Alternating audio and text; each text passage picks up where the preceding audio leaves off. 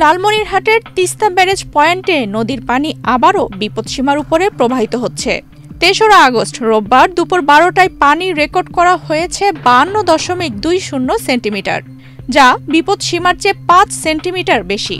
ফলে নদীর দুই তীরবর্তী এলাকার নিম্নাঞ্চলগুলোতে নতুন করে বন্যার আশঙ্কা দেখা দিয়েছে। ডালিয়া পানি উন্নয়ন বোর্ড সূত্রে জানা যায়, ভারী বৃষ্টিপাত ও উজানের ঢলের কারণে এই পরিস্থিতির সৃষ্টি হয়েছে। পানি নিয়ন্ত্রণে রাখতে তিস্তা ব্যারেজের ৪৪টি জলকপাট খুলে দেওয়া হয়েছে।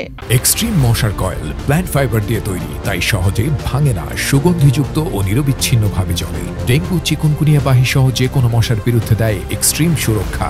পানির বাড়তি প্রবাহে লালমনিরহাট জেলার পাটগ্রাম, হাতিবান্ধা, কালীগঞ্জ, আদিতমারি ও সদর উপজেলার নদী তীরবর্তী এলাকা ও চরাঞ্চলের বহু বসতবাড়ি, ফসলি জমি, কাঁচা পাকা রাস্তা পানির নিচে তলিয়ে গেছে। এর ফলে এসব অঞ্চলের মানুষ আবারও দুর্ভোগে পড়েছে।